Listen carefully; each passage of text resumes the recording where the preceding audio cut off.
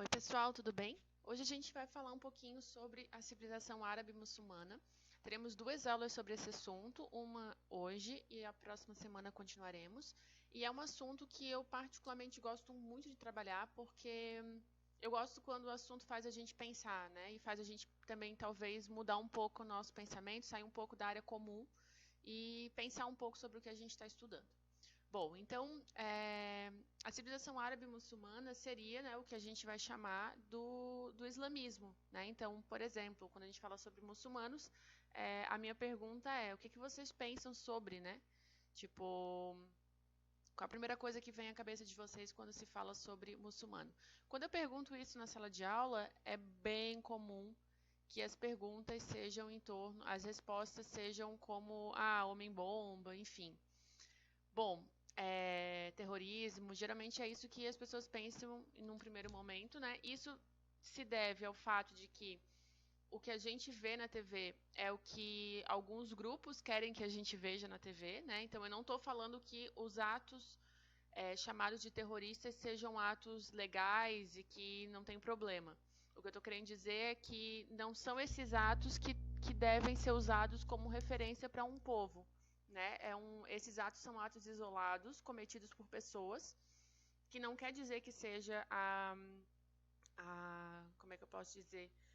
Não quer dizer que seja amando da religião, né? Então, na verdade, a gente tem que se questionar até que ponto as pessoas que são consideradas homens bombas e terroristas podem ser referência para a gente falar de todos os muçulmanos. Então, por exemplo, na aula passada, a gente falou um pouquinho sobre as cruzadas, né? Que foram também guerras santa, né? Guerra religiosa.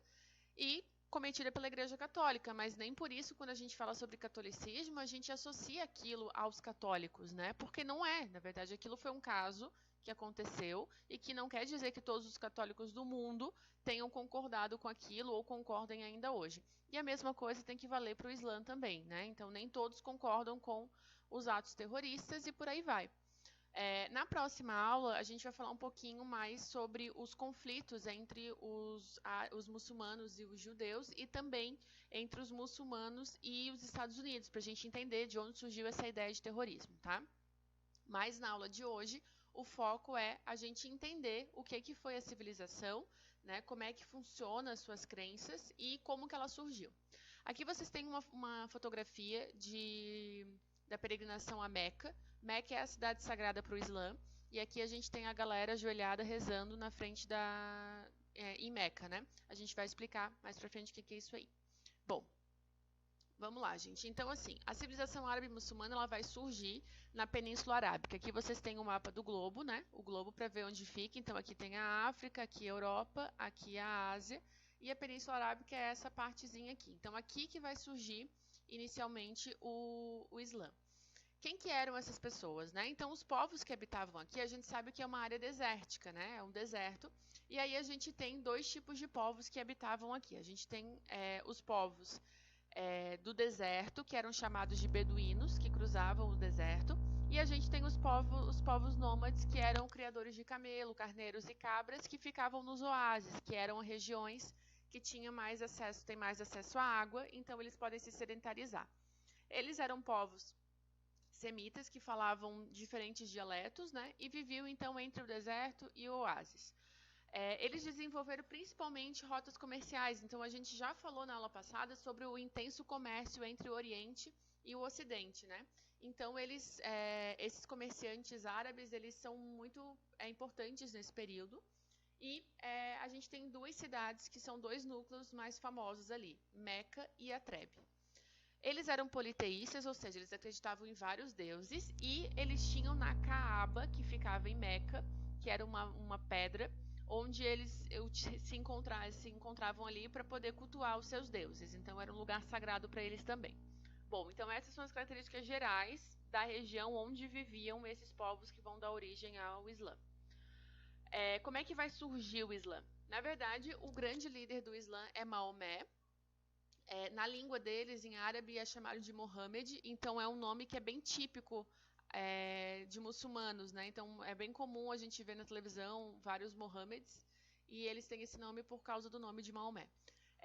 O Maomé, então, ele era um comerciante e aos 40 anos ele teria avistado um anjo que o chamou para ser mensageiro de Deus. E aí ele fez algumas profecias, né? O tempo foi passando e o Maomé começa, então, a fazer essas profecias e, dentre as quais, né, ele afirmava a existência... Nossa, eu escrevi tudo errado ali. Dentre as quais ele afirmava a existência de um único Deus, que seria Alá. Então, né, a gente viu que acabou de ver que eles eram politeístas. Então surgiu agora esse cara dizendo que ele era mensageiro de Deus e que esse Deus é o único que existe, e eles chamavam ele de Alá. Assim como qualquer religião, gente, o Maomé, então, ele foi fazendo as suas pregações, né, as suas profecias, e ele foi ganhando seguidores. Mas também foi perseguido porque algumas pessoas não aceitavam essa nova religião que estava surgindo, né? Diante disso, o Maomé, então, ele saiu de Meca e ele foi para Iatrebe. Quando chegou lá, ele mudou o nome da cidade para Medina, que significa a cidade do profeta. E lá, então, tem o início mais forte, assim, do Islã, né? Então, esse momento é chamado de Égira e é entendido como o ano 1 do calendário muçulmano, que seria o nosso ano 622. Então, a gente pode dizer que hoje as regiões muçulmanas eles têm dois calendários, né? Eles usam o calendário deles, cujo ano, né, começou no ano de 622, então eles estão lá por 1400 e pouco. E só que, lógico, como eles têm uma interação com o mundo, eles também utilizam o calendário gregoriano que a gente usa, né? Então eles têm essas duas datas. Isso é muito comum para vários lugares, tá, gente? A China também, por exemplo, a China tem um calendário chinês, que já está bem à frente do ano 2020, mas também utilizam o nosso calendário como referência, porque virou meio que padronizado do mundo o calendário gregoriano. Mas eles usam os dois. No caso aqui do Islã, eles usam o calendário deles também, um calendário diferente, para as datas, principalmente no que se refere a datas religiosas, tá? Quando eles se referem a isso, eles usam o calendário muçulmano. No ano 630, ou seja, 8 anos depois, o Maomé volta para Meca com os seus seguidores, invade, ocupa, e aí esse ano é considerado, então, o início do Islã.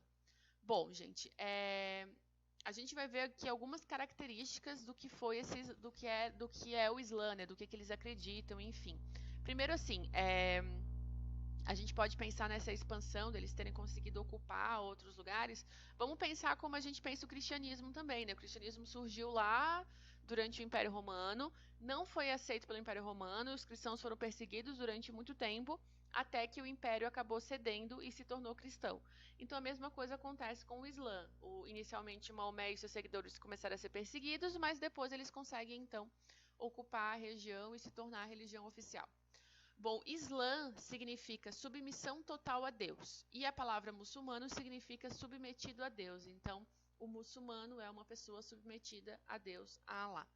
Eles têm um livro sagrado, que é o Alcorão, e esse livro, então, ele seria um livro de registro dos pensamentos de Maomé. Então, tudo que ele, né, no caso, como ele se considerava mensageiro de Deus, então as mensagens que ele ia recebendo, ele ia passando para ele ia escrevendo, né? E ele também tinha os seus ensinamentos, enfim, e isso acabou se tornando o livro sagrado deles, né? Aqui vocês têm uma fotografia do Islã que estava à venda no Amazon, para vocês verem. Vocês podem comprar se quiserem.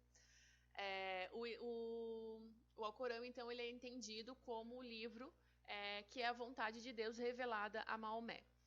Bom, lógico que dentro do Alcorão, né, tem a questão dos costumes, e isso a gente também encontra na Bíblia, né, coisas que se deve ou não se deve fazer, né, então é bem semelhante pensando no Alcorão. O Estado árabe que vai se formar, governado por Maomé, é um Estado teocrático, né, teu vem de Deus, crático governo, então é um Estado com governo de Deus, que é liderado por Maomé. E a partir daí, gente, o Islã ele começa a se expandir muito por vários territórios, tá? A gente vai ver na próxima aula a expansão do Islã. E vocês vão ver que hoje, se vocês olharem, por exemplo, o norte da África, Marrocos, Egito, são regiões muçulmanas, com bastante presença de muçulmanos lá. Inclusive, se vocês olharem Marrocos, vocês facilmente vão confundir com alguma região do Oriente Médio. Na verdade, fica na África. Bom, por fim, a gente vai falar um pouquinho sobre os pilares do Islã. Né? O Islã ele tem 5 pilares, e assim, gente, Pra gente, a gente olha e acha meio estranho, mas vamos pensar aqui, né? O cristianismo tem os 10 mandamentos, né? Então tem aquelas questões como amar a Deus sobre todas as coisas, honrar pai e mãe, não matar, não roubar, enfim, né? Várias coisas ali que todo cristão deve seguir e que se você fizer o contrário, você estaria pecando, né? Mesma coisa vale para os pilares do Islã. Eles também é como se fossem os seus mandamentos, né? As coisas que eles devem seguir. E são só 5, então tem até menos do que o cristianismo. O primeiro dos pilares é crer na existência de um único Deus, no caso Alá, né? Assim como no cristianismo também tem um único Deus, eles também têm. Uma coisa importante, gente, o muçulmano ele não nega a existência de Jesus Cristo, tá? Eles entendem que houveram vários profetas, né, que foram enviados por Deus, entre eles Maomé e o próprio Jesus Cristo, mas eles seguem Maomé. Mas não quer dizer que eles acham que Jesus Cristo não existiu, né? Eles entendem que a existência dele, porém, para a religião deles, do muçulmano, o profeta que eles seguem é Maomé, mas não negam os outros. O segundo pilar é orar 5 vezes ao dia voltado para Meca. Essa aqui, gente, é o seguinte: eles têm 5 horários de reza ao longo do dia, e aí eles param o que eles estão fazendo, se ajoelham e fazem a oração. Quando eles vivem num país, se não me engano, é uma de manhã, uma no final da manhã, outra no começo da tarde, no fim da tarde e no começo da noite, algo do gênero assim. Quando eles vivem, né, os muçulmanos que vivem nas regiões ocidentais, por exemplo, muçulmanos que vivem aqui no Brasil, eles adaptam, né, o seu horário de oração à realidade que eles vivem aqui, né? Mas no caso dos muçulmanos que vivem nessa região, nos países árabes, tem um chamado de oração, nas ruas tem vários alto-falantes e na hora da oração esse é como se fosse um alarme que soa para as pessoas saberem que é o horário da oração. Então eles param o que eles estão fazendo, colocam o tapetinho no chão e fazem a oração. Essa oração ela tem que ser voltada para Meca, que é a cidade sagrada. Então eles encontram a sua localização geográfica, viram para onde seria Meca e fazem então essa oração.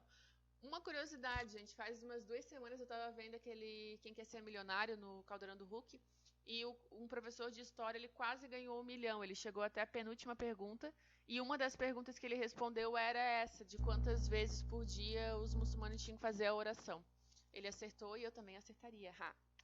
Bom, o terceiro mandamento, aliás, o terceiro pilar é dar aos necessitados ajuda proporcional aos seus bens. Então, por exemplo, se a pessoa ganha R$1.000, ela tem que dar 10% desse valor para os necessitados. Então, ajudar aqueles que não têm, né, uma boa condição. Quarto, jejuar no mês do Ramadã. O Ramadã é um mês sagrado para o Islã, tá? E durante esse mês, então, eles devem jejuar do momento que o sol nasce até o momento que o sol se põe. Então, durante o dia, eles não comem nada, só comem alguma coisa à noite. E durante o dia inteiro, eles ficam em jejum. Pra gente parece estranho, mas, pessoal, se vocês falarem com as pessoas mais antigas, é bem comum, tá? Isso eu tô falando bem antiga mesmo, tá? Tipo, minha avó, que seria, no caso, quase bisavó de vocês. Mas é muito comum que na época da Quaresma, que é o período entre a Quarta-feira de Cinzas e a Páscoa, os cristãos católicos faziam, na verdade, jejum, né? Por exemplo, Sexta-feira Santa, até muito pouco tempo atrás, as pessoas não comiam carne vermelha. Muitos não comem até hoje, né? E houve uma época que esse dia não era para comer peixe, era para jejuar mesmo, e mais tempo antes era comum que as pessoas fizessem jejum, comendo só o básico para sobreviver durante o mês de Quaresma. Então, é uma penitência, né? Tipo, bom, eu fiz algumas coisas erradas ao longo do ano, então eu vou fazer uma penitência nesse mês de Quaresma para me purificar, enfim. Mesma coisa vale então para o Ramadã entre os muçulmanos. Tá? A diferença é que ainda existe, né? O mês do Ramadã ainda é importante e a grande maioria dos muçulmanos segue isso, né? Então, menos do que, se a gente for observar os cristãos, nem todos seguem os 10 mandamentos, né? Na verdade, a maioria nem sabe quais são os 10 mandamentos. Digamos que no Islã eles são mais seguem mais os preceitos da religião, né? E o quinto pilar seria ir a Meca ao menos uma vez na vida. Então, pelo menos uma vez na sua existência, o o muçulmano ele deve ir a Meca. É aquela imagem que eu mostrei para vocês no início lá. Lá é Meca e aquela hora são as pessoas peregrinando, indo a Meca para, enfim, para conhecer a cidade sagrada onde viveu, né? Onde Maomé teria recebido as mensagens, enfim. Gente, só uma última coisa sobre o gente, tá difícil hoje, né? Tá fugindo tudo de mim. Mas sobre o lenço, né, que as mulheres usam, que é o jihab. Gente, o lenço, tá? Como é que funciona? Na verdade, é uma crença, né? Eles acham que as mulheres não podem mostrar o cabelo para pessoas que podem ser um marido em potencial. O que, que seria isso? Qualquer pessoa que não seja seu parente. Então, dentro das casas, as mulheres não usam lenço, mas quando elas saem à rua, elas usam, ou quando elas recebem visita, elas usam também. O lenço ele é usado a partir da primeira menstruação da mulher, e ele, enfim, ele não é exatamente obrigatório, né? As pessoas podem não usar, mas não é bem visto, né? E muita gente, as pessoas optam por seguir mesmo o preceito, né? O que a religião prega, mas não é assim uma obrigação. E tem vários. É muito julgado, né? As mulheres são muito julgadas, as mulheres muçulmanas, por viverem dessa forma, vistas pelas mulheres ocidentais como mulheres que se submetem aos homens, enfim, isso é toda uma questão bem discutível, né? Que tem muito a ver com a cultura de cada um, enfim. Mas é um ponto que geralmente é o que mais chama atenção, porque é o que a gente vê, né? O que identifica uma mulher muçulmana quando ela está andando na rua. Então, quando a gente está andando aqui, a gente vê muito pouco, mas nas cidades maiores é bem comum a gente encontrar mulheres usando jihab e a gente acha meio estranho, né? Mas na verdade a gente tem que ver que aquilo ali é uma forma, é uma questão cultural, né? A gente precisa pensar que os muçulmanos, né, o Islã, acima de ser uma questão, além de ser uma questão religiosa, também é uma questão cultural muito forte, né? Então esses estados, aqui no Brasil o estado é laico, né? Então teoricamente não importa a religião que eu sou brasileira, uma coisa não tem nada a ver com a outra. Mas no caso dos muçulmanos, o Estado ele está muito ligado a essa cultura, aos preceitos dos muçulmanos, do Islã. Então a gente tem que olhar tudo isso como uma diferença cultural, não julgando se é melhor ou pior, tá?